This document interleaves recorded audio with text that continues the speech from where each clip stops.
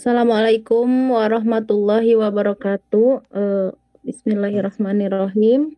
Kami dari kelompok 2 akan mempresentasikan tentang mengolah data statistik inferensi di antaranya itu statistik parametrik dan non parametrik dengan program SPSS versi 26, banyak sampel, lebih dari 2 sampel. Yang diujinya yaitu uji ANOVA. Yang saya hormati Ibu dosen pengampu mata pelajaran statistik terapan pendidikan. Kami dari kelompok 2, yang pertama ada Bapak Didin Sahidin, yang kedua ada Pak Ilham Muhammad Akbar, yang ketiga Irma Karlaili, saya sendiri, dan yang keempat Ibu Lailatul Nuroh. Selanjutnya Pak.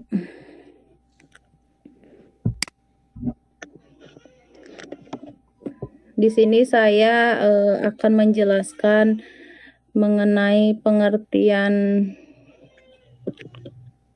dari ini ya. Pengertian dari ANOVA, Analysis of Variance. ANOVA adalah salah satu uji komparatif atau uji perbedaan yang digunakan untuk menguji perbedaan mean atau rata-rata data lebih dari 2 kelompok atau sampel. Jenis ANOVA ada 2, yaitu ANOVA 1 jalur one way ANOVA dan ANOVA 2 jalur yaitu two way ANOVA. Rumusan masalahnya yang pertama, bagaimana mengolah data menggunakan uji ANOVA. Kemudian yang kedua, bagaimana cara menganalisis perbedaan mean nilai bahasa Indonesia di antara siswa yang belajarnya dengan kooperatif tipe Jigsaw. Siswa-siswa yang belajarnya dengan kooperatif tipe TGT, yang belajarnya dengan konvensional atau ceramah.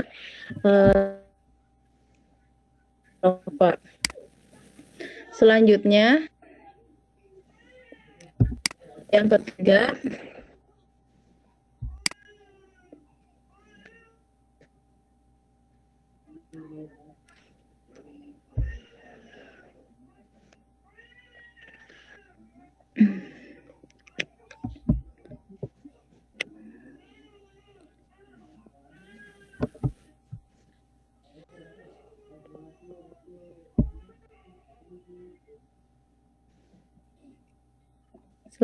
Pak. Ya, yang ini tujuannya. Yang ketiga ya. Nomor 3, tujuan praktikum. Ya. Nah, yang ketiga itu tujuan praktikum. Yang pertama, untuk mengetahui bagaimana mengolah data menggunakan uji ANOVA. Kemudian yang kedua, untuk mengetahui bagaimana cara menganalisis perbedaan nilai bahasa Indonesia di antara siswa yang belajarnya dengan kooperatif tipe Jigsaw. Kemudian siswa yang belajarnya dengan kooperatif tipe TGT, yang belajarnya dengan konvensional menggunakan analisis uji ANOVA. Kemudian alat dan bahannya, yang pertama menggunakan software IBM SPSS 26, kemudian yang kedua menggunakan 1 unit laptop, dan yang ketiga data nilai bahasa Indonesia di antara kelas 9A yang belajarnya dengan kooperatif tipe Jigsaw, dan kemudian kelas 9B yang belajarnya dengan kooperatif tipe TGT, dan kelas 9C yang belajarnya dengan menggunakan metode konvensional atau ceramah. Selanjutnya,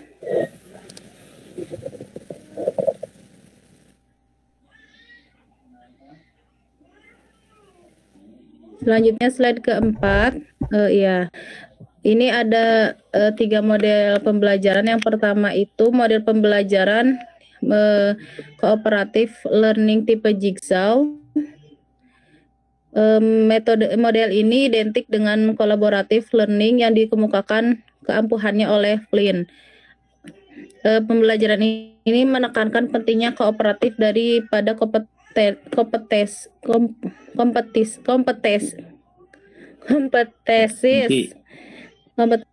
Astagfirullah, kompetisi dan saling ketergantungan daripada kemandirian. Proses pelaksanaan model pembelajaran kooperatif learning tipe Jigsaw ini pada dasarnya dilakukan dengan diskusi kelompok yang memiliki 3 tahap, yaitu tahap kooperatif, tahap ahli, dan tahap 3 atau 5 serangkai. Setiap kelompok dalam tiap tahapan tersebut memiliki tugas dan tanggung jawab masing-masing.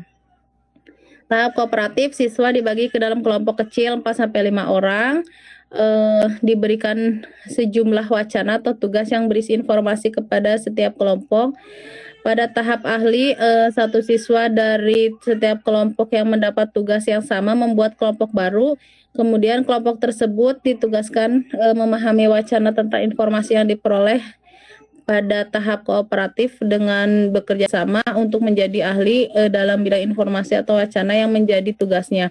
Kemudian setelah memahami tugasnya, lalu diberi tugas membuat rencana bagaimana cara mengajar atau menyampaikan pemahamannya kepada anggota kelompok kooperatif. Sedangkan pada tahap 3 atau 5 serangkai, siswa kembali bergabung dengan anggota kelompok kooperatif dan mereka telah menjadi ahli informasi dalam bidangnya. Pada tahap ini, setiap anggota kelompok mereka bergiliran mengajar atau menyampaikan informasi dan isi pesan yang telah dipahami kepada anggota kelompok yang lain. Setelah itu dilanjutkan diskusi kelas guna melakukan pemantapan. Selanjutnya, model pembelajaran yang slide 5, model pembelajaran TGT ya.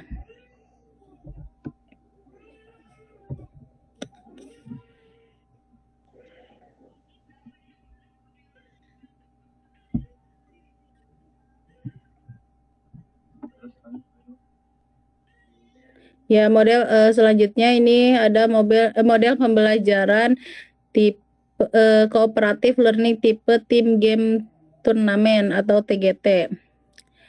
TGT merupakan salah satu tipe pembelajaran kooperatif yang mudah diterapkan, melibatkan aktivitas seluruh siswa yang ada perbedaan status, melibatkan peran siswa sebagai tutor, sebaya, dan mengandung unsur model pembelajaran kooperatif tipe TGT ini memiliki ciri-ciri. Yang pertama, siswa bekerja dalam kelompok-kelompok kecil, kemudian menggunakan permainan ya, game turnamen, kemudian yang ketiga penghargaan kelompok. Adapun manfaat yang diperoleh diantaranya adalah dapat meningkatkan keaktifan siswa sehingga lebih dominan dalam kegiatan pembelajaran. Kemudian dapat meningkatkan rasa menghormati dan menghargai orang lain, dan dapat meningkatkan motivasi belajar siswa terhadap pelajaran yang sedang berlangsung. Menurut Slavin, dalam bukunya, pembelajaran kooperatif tipe TGT ini terdiri dari 5 langkah. Yang pertama, tahap penyajian kelas, kemudian tahap belajar dalam kelompok, ketiga tahap permainan, kemudian keempat tahap pertandingan, yang kelima tahap penghargaan kelompok. Dalam turnamen itu siswa bertanding mewakili kelompoknya dengan anggota dari kelompok lain, memiliki kesetaraan dalam kemampuan akademik. Kemudian dalam TGT ada tahap game permainan sehingga menimbulkan suasana kegembiraan. Selanjutnya,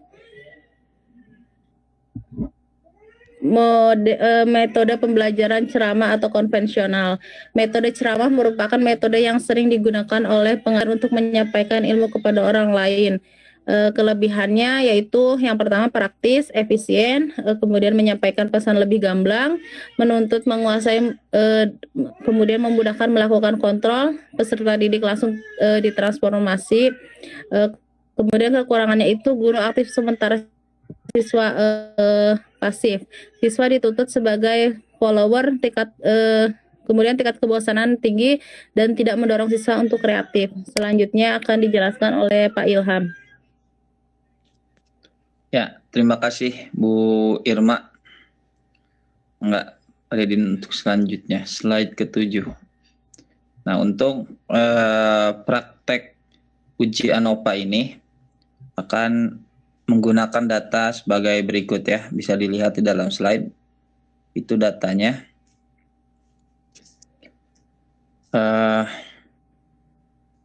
Nah, ini adalah data nilai bahasa Indonesia kelas 9A dengan menggunakan model pembelajaran kooperatif Jigsaw, kelas 9B dengan menggunakan kooperatif TGT, dan kelas 9C dengan menggunakan metode konvensional. Jumlahnya semua sama. Ada 34 dalam setiap kelas. Selanjutnya, Pak Didin.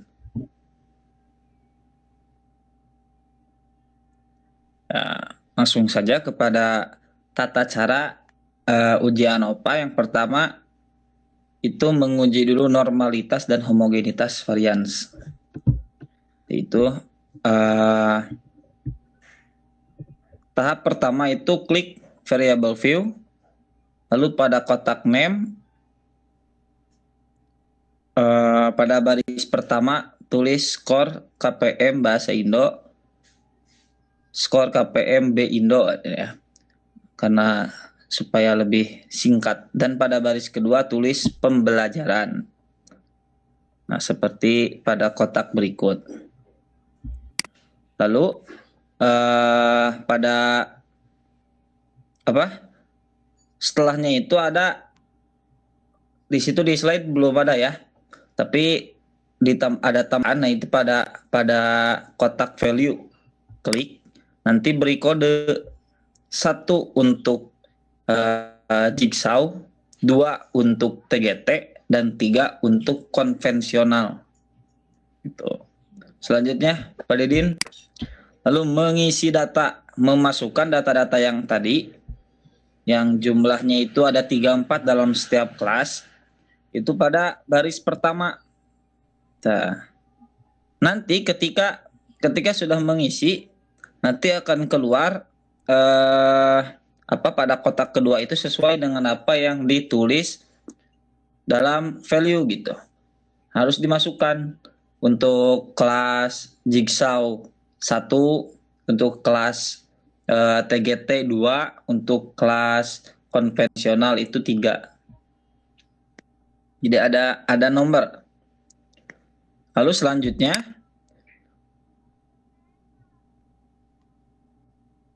klik analyze, pilih descriptive statistik, pilih explore. Nah, tampak seperti gambar yang ada di dalam slide ya.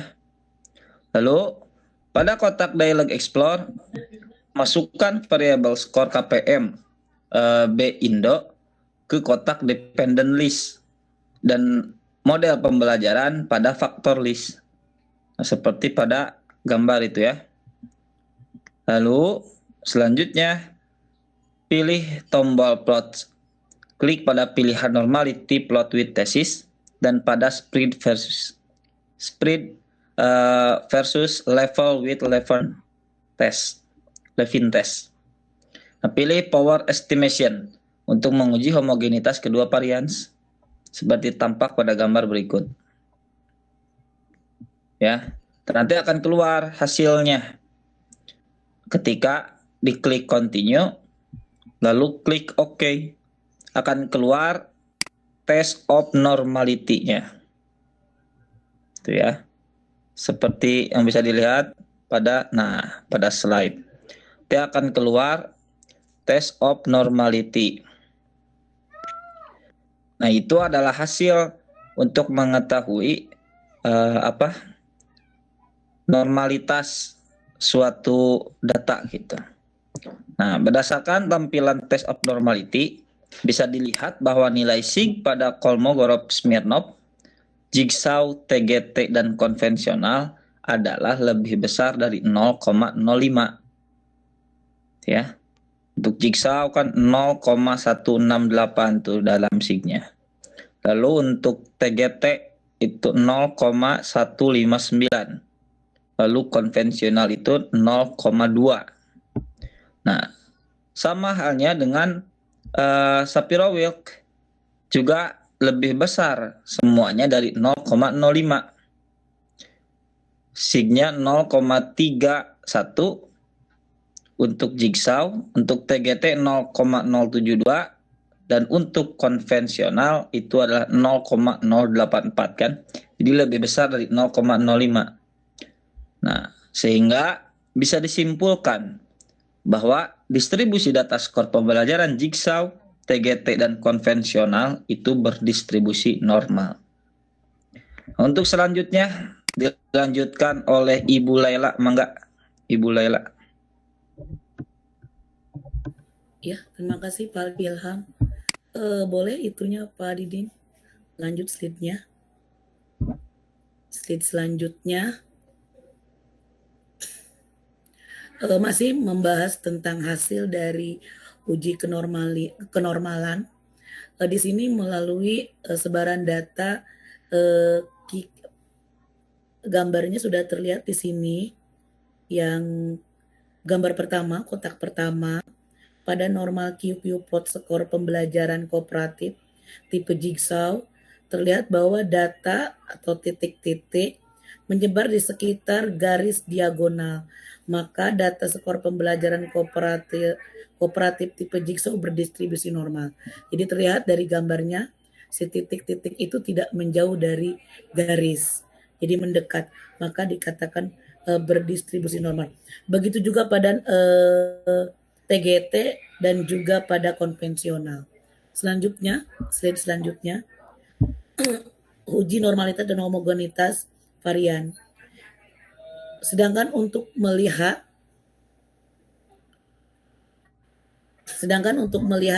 apakah varian dari kedua kelompok itu homogen atau sama, kita buat dahulu keputusan untuk pengambilan kesimpulan homogenitas varian, yaitu jika nilai sig based on mean lebih besar daripada 0,05, maka variansi data homogen. Nah, jika nilai sig based on mean kurang dari 0,05, maka varian data tidak homogen.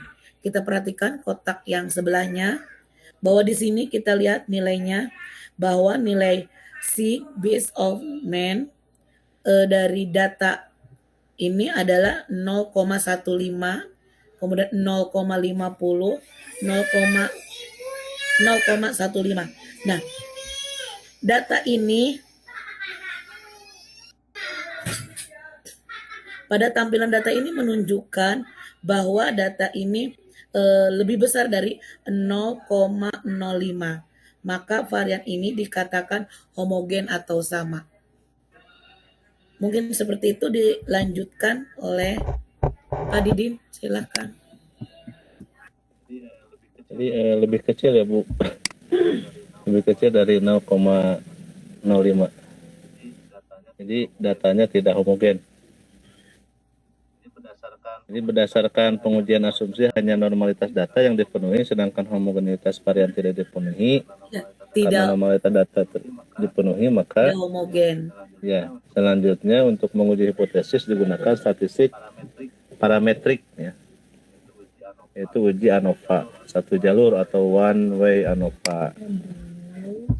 Nah, selanjutnya untuk uji hipotesis, yang pertama langkahnya klik analyze, kemudian pilih submenu compare means, lalu pilih one way ANOVA. Maka tampilannya akan seperti di bawah ini. Kemudian selanjutnya setelah klik one way ANOVA akan tampak layar seperti ini. Nah, di sini skor KPM bahasa Indonesia itu dipindahkan ke dependent list, kemudian pembelajaran itu di add ke faktor. Untuk selanjutnya, setelah itu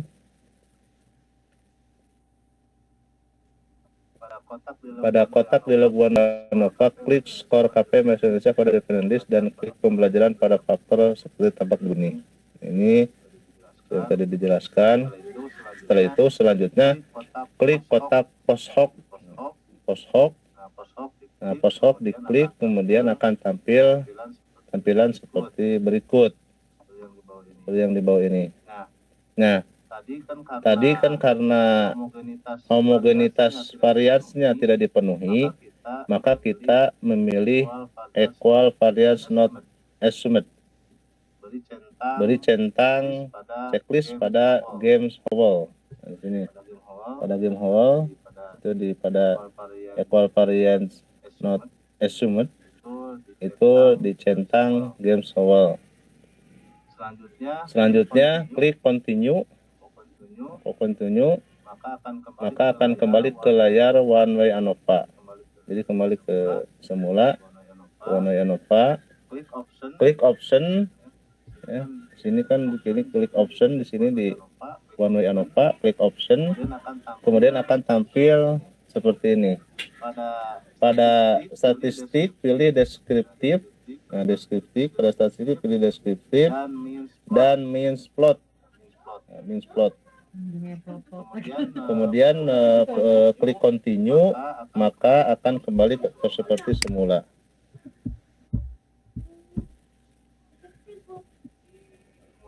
Kemudian klik OK, maka di outputnya akan tampil seperti ini.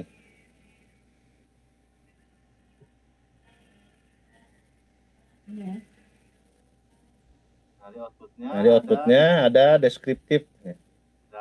Nah, deskriptif di sini ada skor KPM Bahasa Indonesia di metode pembelajaran jigsaw, TGT, dan konvensional. Itu N-nya jumlah siswanya sama semuanya 34. Total datanya 102. Untuk min-nya rata-ratanya dari kooperatif tipe jigsaw adalah 75,3235. Ya. Kemudian untuk standar deviasinya itu 8,03296. Kemudian skor minimumnya 56,00, skor maksimumnya 90,00. Kemudian tingkat kepercayaan 95%, confidence interval for means atau signifikasi 5%, rata-rata skor pada rank 72,5207 sampai 78,1264. Itu untuk tipe jigsaw. Nah, untuk tipe kooperatif tipe TGT itu min-nya atau rata-ratanya 74,5882. Kemudian standar deviasinya 7,900519. Nilai minimumnya 60,00, nilai maksimumnya 93,00. Untuk tingkat kepercayaan 95% atau confidence interval for means itu dari skor ada pada rank 71,8300 sampai 77,3465.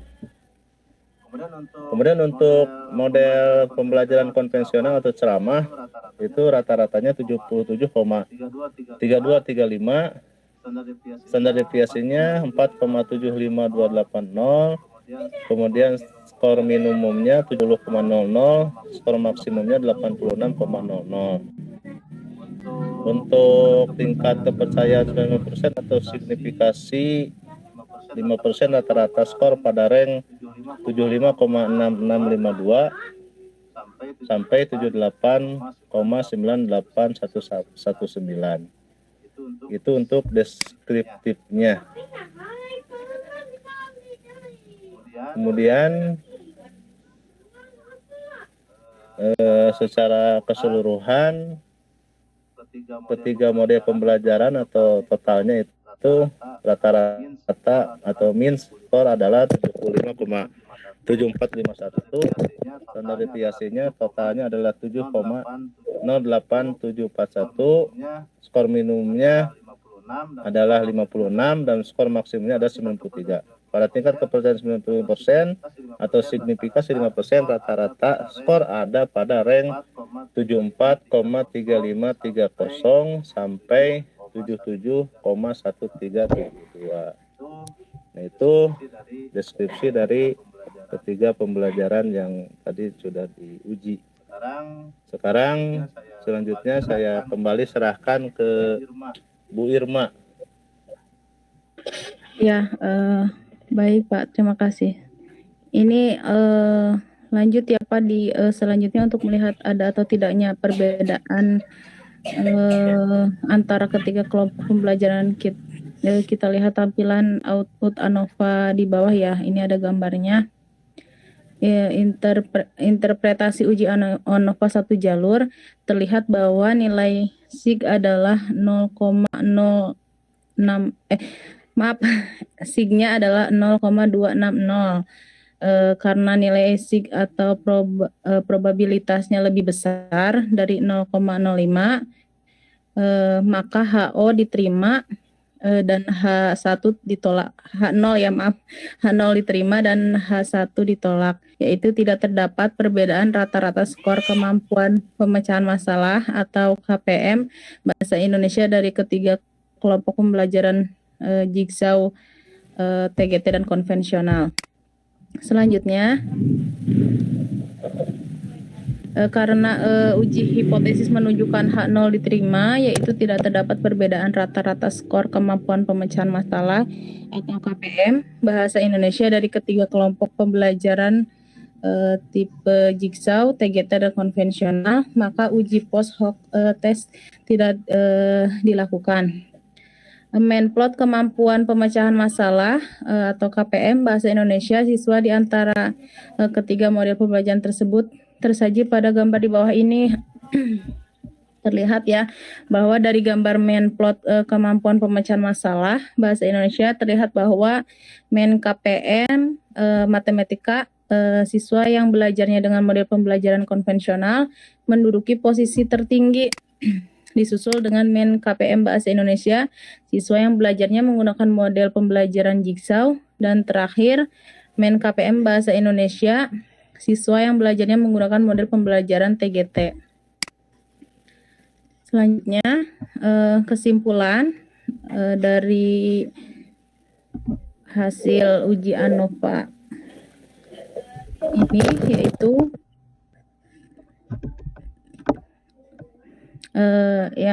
hasil dari data statistik inferensial atau data nilai KPM Bahasa Indonesia kelas 9A dengan menggunakan model pembelajaran kooperatif tipe Jigsaw dan kelas 9B dengan menggunakan kooperatif tipe TGT dan kelas 9C menggunakan model pembelajaran konvensional menggunakan SPSS versi 26 adalah yang pertama, berdasarkan tampilan test of normality, nilai SIG pada Komogrov, Seminov, Jigsaw, TGT, dan konvensional adalah lebih besar, yaitu 0,168, berarti lebih besar dari 0,05. Kemudian 0,159 lebih besar dari 0,05 dan 0,200 lebih besar dari 0,05. Demikian pula pada Shapiro-Wilk adalah 0,310 lebih besar dari 0,05, kemudian 0,072 lebih besar dari 0,05 dan 0,084 lebih besar dari 0,05. Kesimpulan, distribusi data skor pembelajaran Jigsaw, TGT dan konvensional berdistribusi normal. Kemudian yang kedua, pada tampilan test of homogeneity of variance ada satu alat uji yang digunakan yaitu tes Leven. Pada output tersebut terlihat bahwa nilai SIG based on mean adalah 0,015. Nilai tersebut lebih kecil dari 0,05. Hal ini berarti bahwa ketiga kelompok data variansinya tidak homogen. Kemudian yang ketiga, berdasarkan pengujian asumsi hanya normalitas data yang dipenuhi, sedangkan homogenitas varian tidak dipenuhi. Karena normalitas data dipenuhi, maka selanjutnya untuk menguji hipotesis digunakan statistik parametrik, yaitu uji ANOVA satu jalur atau one way ANOVA. Selanjutnya, yang keempat, pengujian hipotesis terlihat bahwa nilai SIG adalah 0,260 karena nilai SIG atau probabilitas lebih besar dari 0,05,